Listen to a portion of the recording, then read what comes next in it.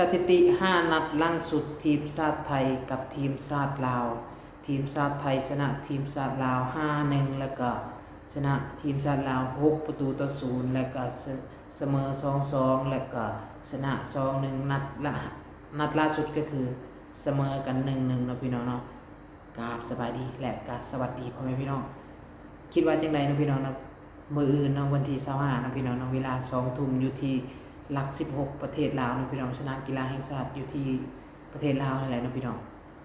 ทุกคนคิดว่าจังไดคิดว่าทีมชาติลาวจะชนะทีมชาติไทยบ่หรือว่าทีมชาติไทยจะชนะทีมชาติลาวโดยสกอร์เท่าใดและทีมชาติลาวจะทีมชาติไทยจะแก้มือกับทีมชาติลาวได้บ่เนาะเนื่องจากว่านัดล่าสุดเสมอได้แต่1-1เนาะพี่น้องเนาะเฮ็ดให้แผนบานทางฝั่งไทยก็เจ้าก็มาว่านะมาจมมาว่าอะไรนะพี่น้องเนาะอยากอันนี้ไปเบิ่งนะพี่น้องนะไปเบิ่งทางเป็นดราม่าตอนที่เสมอทีมชาติลาวนะพี่น้องเนาะเพราะว่าก็เจ้าเบิ่งทีมชาติลาวเฮาเนาะเนื่องจากว่าทีมชาติลาวก็อย่างที่ฮู้ๆกันเนาะพี่น้องเนาะก็คือคนลาวจะก็พอจะฮู้อยู่ว่าไปแข่งอยู่ไสก็มีแต่แพ้เนาะมีแต่ไปแจกแต้มเนาะเน้นลงแข่งแต่เน้นเข้าร่วมแต่ไม่เน้นเข้ารอบอย่างประมาณนี้นะถ้าเป็นภาษาไทยเพิ่นบอกนะเนาะเน้นเข้าร่วมแต่ไม่เน้นเข้ารอบอย่างประมาณนี้นะไปแจกแต้มให้กับเจ้านะพี่น้องเนาะแต่ว่าวันนี้ทีมชาติไทยเสมอให้กับทีมชาติลาวนะพี่น้องแล้วมันก็เกิดกระแสดราม่าอยู่ที่ประเทศไทยอันนี้เกินของประเทศไทยก่อนนะพี่น้องนะเพราะว่ามีกระแสดราม่าเด้เนาะก็คือแปลว่าเขาเจ้าอยากไปบอลโลกแล้วหรือว่าไปบอลโลกแล้วนะพี่น้องแต่ว่ายังเสมอกับทีมชาติลาวนะพี่น้องเนื่องจากว่าประเทศไทยก็คืออย่างที่ฮู้กันนะพี่น้องนะหรือว่าอย่างที่รู้กันประเทศไทยเขาเจ้าก็พัฒนาไปไกลมากแล้วสำหรับฟุตบอลนะก็คือแบบว่าโอ้โหคนไทยเขาเจ้าก็มีแบบว่าแฟนบอลหรือว่าคนที่มักเบิ่งกีฬาหลายแห่งใดหลายถ้าเทียบใส่คนลาวมันน้อยนะหรือว่าจังได๋นะพี่น้องถ้าเทียบใส่คนลาวก็ถือว่าประเทศไทยนี่โอ้โหใหญ่กว่าประเทศลาวหลายเท่าเนาะใหญ่กว่าหลายเท่าและมีนักกีฬาหลายให้เลือกเนาะพี่น้องประเทศลาวก็มีหลายๆคนคือกันแต่ว่าให้เลือกมาเป็นนักกีฬาน้อยนะพี่น้องน้อยแล้วก็ประสบการณ์ที่ยังโค้ชที่ยังก็ยังถ้าเทียบในประเทศไทยมันก็จะสู้บ่ได้นะพี่น้องแต่ว่าบางครั้งก็ย้ำเสมอบางครั้งก็ย้ำเสมออะไรนะพี่น้องก็เลยแบบว่าก็เฮ็ดให้คึกขึ้นมานะพี่น้องเนาะแล้ววันนี้ทีมชาติไทยก็จะได้กลับมาแก้มืออีกกับทีมชาติลาวนะพี่น้องแต่ว่าไปเยือนประเทศลาวนะพี่น้องเนาะตอนนั้นก็คือน่าจะถ้าจำบ่ผิดก็น่าจะเป็นเสมออยู่ที่ประเทศไทยบ่ถ้าจำบ่ผิดกันเนาะถ้าจำผิดก็ขออภัยนะพี่น้องตอนนั้นเสมอ 1-1 เนาะแต่ตอนนั้นโอ้กระแสดราม่าทางแพทย์บ้านทางฝั่งไทยคนเดือดแห้งเนาะแล้วบัดนี้แก้มือเนาะพี่น้องเนาะแก้มืออยู่ที่ประเทศลาวเนาะว่าจะชนะ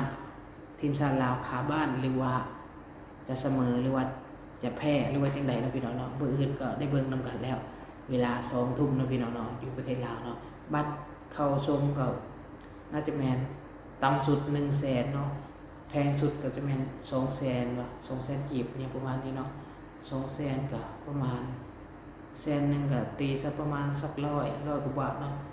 ประมาณ 3-400 นี่นะมันเนาะค่าบัตรเข้าชมนะพี่น้องแต่ก็บ่ฮู้ว่าสิมีคนเข้าไปเบิ่งบ่เนื่องจากว่าขนาดฟรีก็คนก็ยังน้อยอยู่เนาะพี่น้องอันนี้ก็คือสำหรับแฟนบ้านคนลาวเนาะแต่ว่าถ้ามีก็ดีนะพี่น้องแต่ถ้าบ่มีก็คือโอ้โหเนาะถ้าจัดเชียร์เงินพร้อมมานะเนาะพี่น้องเนาะถ้าเชียร์เงินไปแล้วเข้าไปแล้วมันสิเป็นจังได๋เนาะพี่น้องเนาะสิเสียใจหรือว่าสิเป็นจังได๋เนาะถ้าเสียเงินพร้อมไปเบิ่งบ้านพร้อมอย่างประมาณนี้บ่เนาะหรือว่าจังได๋เนาะพี่น้องเนาะไปว่าเสียเงินพร้อมไปเบิ่งบ้านก็เสียอีกอย่างประมาณแบบว่าเสียใจนะแบบว่าถ้าสมมุติไปเบิ่งแล้วเนาะซื้อตั๋วหรือว่าซื้อปีเนาะเข้าไปเบิ่งหรือว่าเข้าไปดูแล้วปรากฏว่าทีมชาติลาวแพ้จังซี่นะแพ้ทีมชาติไทยนะโอ้ยแล้วเสียทั้งเงินเสียทั้งหน้าเอาที่ซั่นเนาะเสียทั้งเงินเสียทั้งหน้าเสียทั้งความรู้สึกอย่างประมาณนี้เนาะพี่น้องเนาะอันนี้สำหรับมุมมองของตัวเขาเองนะพี่น้องเนาะอันนี้ก็คิดว่าแต่ก็น่าจะมีแหละนะคนที่แบบว่าเขา อยากสนับสนุนให้กับทีมชาติลาวก็ยังมีอยู่เนาะน่าจะอาจจะบ่หลายแต่ก็น่าจะยังมีอยู่ดอกจากสัก1,000-2,000 คนก็ถือว่าหลายแล้วเนาะถ้ามีนะถ้ามาเต็มสนามก็ถือว่าโอ้แห่งดีเนาะแห่งเงินแห่งเข้า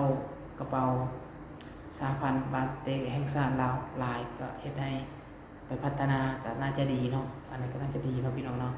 ก็ถ้าเบิ่งนํกันเนาะพี่น้องว่าปืนสิเป็นจังไดเนาะ5 นัดหลังสุดก็คืออย่างที่ว่าไปกันแรกกันแล้วชนะ5-1แล้วก็6-0แล้วก็เสมอ2-2แล้วก็กลับมาชนะอีก2-1แล้วล่าสุดนี่ก็เสมอ1-1ประมาณนี้นะก็บ่ฮู้นะทีมชาติลาวบ่เคยชนะทีมชาติไทยดอกมีตั้งโดนแหละที่เค